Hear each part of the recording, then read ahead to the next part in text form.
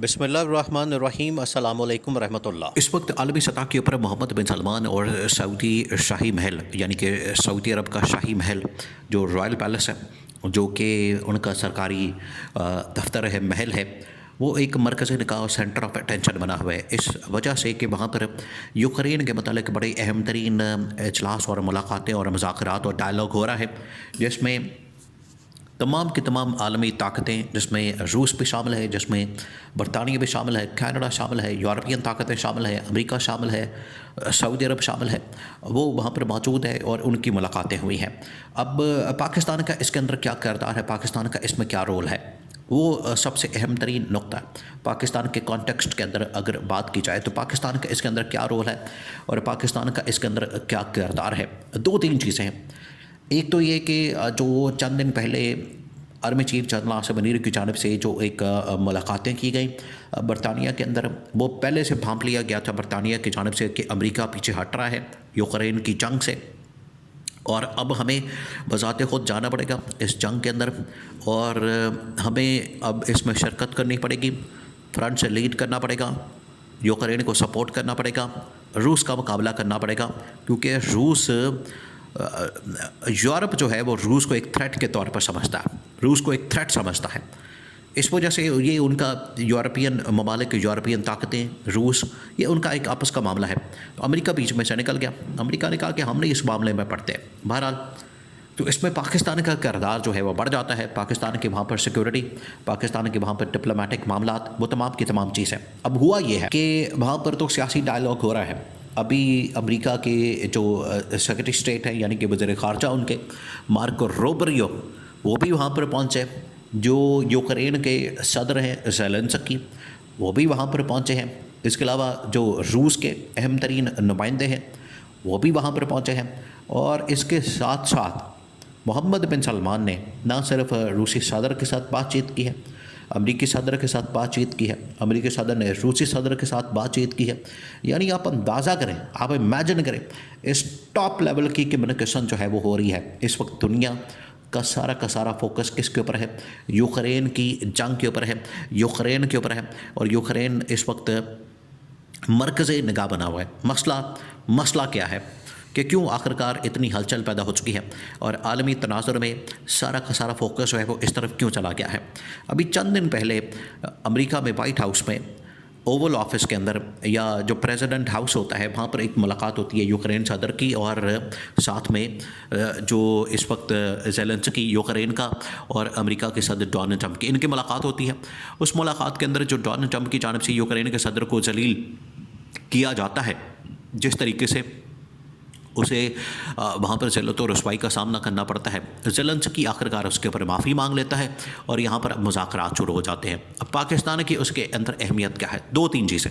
एक तो ये कि वहाँ पर अगर फोर्सेस की ज़रूरत पड़ती है, वहाँ पर अगर पाकिस्तानी फ़ौज की ज़रूरत पड़ती है और पाकिस्तान के असले वगैरह की ज़रूरत पड़ती है या अमन मिशन की ज़रूरत पड़ती है, तो उसको भेजा जा सकता है।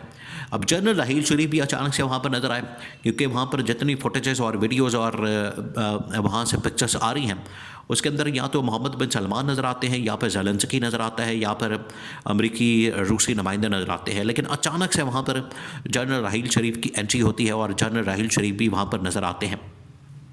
असल में मामला ये है कि जो इस वक्त सऊदी रॉयल फोर्स है या जो इनका अरब ममालिक का एक इत्तेहाद है, उन्होंने एक आपस में इत्तेहाद किया हुआ है, बिल्कुल उसी तरह का जिस तरह से यूरोपियन ताकतों ने मिलकर एक नेटो की तर्ज पर एक तंजीम बनाई हुई है।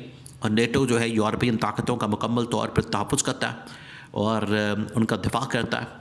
और अगर यूरोप के ऊपर किसी मुल्क के ऊपर हमला होता है तो उसको पूरे यूरोप के ऊपर हमला किया जाता है और नेटो उनके ऊपर चढ़ाई करता है, फिर नेटो की फ़ोर्स को इस्तेमाल किया जाता है। बिल्कुल उसी तर्ज पर ये एक सऊदी रॉयल फोर्स, या आप कह लें कि एक एलाइट फोर्स बनाई गई है जिसको सऊदी अरब लीड करता है और उसकी कमांड जो है वो जनरल राहील शरीफ के सपुर्द है।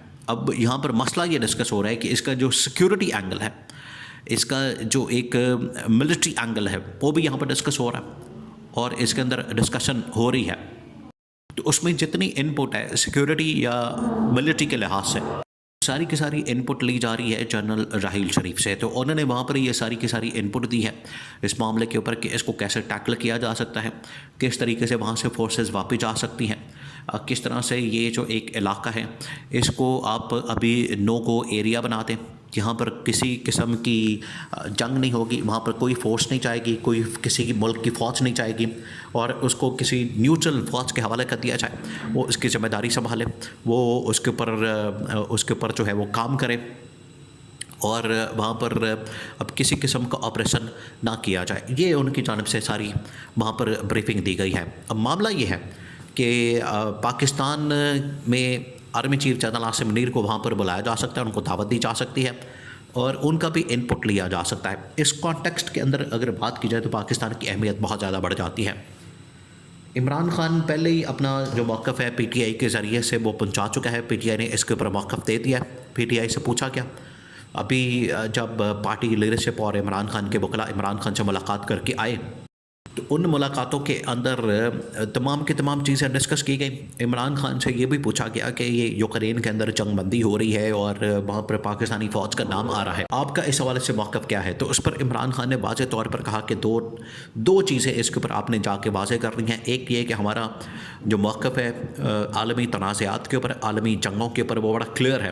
कैटेगोरिकली इमरान खान ने कहा वो ये कि हम किसी पराई जंग का हिस्सा नहीं बनेंगे, किसी पराई जंग के अंदर हम नहीं जाएंगे, न पाकिस्तान उसका हिस्सा बनेगा, न पाकिस्तान को इसका हिस्सा बनना चाहिए किसी भी पराई जंग के अंदर। और दूसरा ये कि अगर कोई पीस मिशन के लिए या अमन फोर्स के लिए, अमन फ़ौज के लिए, अमन अमान के लिए वहाँ पर फ़ौज को भेजना मकसद है तो वो उस सूरत में किया जा सकता है। उसकी भी अगर सपोर्ट और अप्रूवल जो है वो इंटरनेशनली ली जाती है उस सूरत में भेजा जा सकता है। तो यहाँ पर इमरान खान का जो मौक़िफ़ है वो तो आ गया, वो बड़ा क्लियर है। अब ये पाकिस्तान की हुकूमत के ऊपर, इस्टेब्लिशमेंट के ऊपर डिपेंड करता है। जहाँ तक पाकिस्तान की फ़ौज की बात है तो उसमें तो अब चीज़ें बड़ी वाज़ेह हो गई हैं कि पाकिस्तान की फ़ौज इंटरनली इतनी मसरूफ़ हो गई है, इतनी बिजी हो गई है, जो सिक्योरिटी सिचुएशन इतनी बिगड़ गई है कि पाकिस्तान की फ़ौज अब कहीं नहीं जा सकती।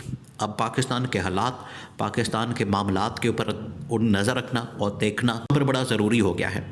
तो पाकिस्तान की फ़ौज को अब सिर्फ़ और सिर्फ अपने मामलात के ऊपर फोकस करने की ज़रूरत है। दूसरा ये कि यहाँ पर अब यूनिटी पैदा करने की ज़रूरत है, आपस में हमें डायलॉग करने की ज़रूरत है, आपस में हमें मुज़ाकरात करने की ज़रूरत है, एक टेबल के ऊपर बैठने की ज़रूरत है ताकि जो दुश्मन अनासर, दुश्मन ताकतें वो इसका फ़ायदा ना उठा सकें और अगर कोई हमला करता है पाकिस्तान के ऊपर तो उसका मुंह तोड़ जवाब दिया जा सके।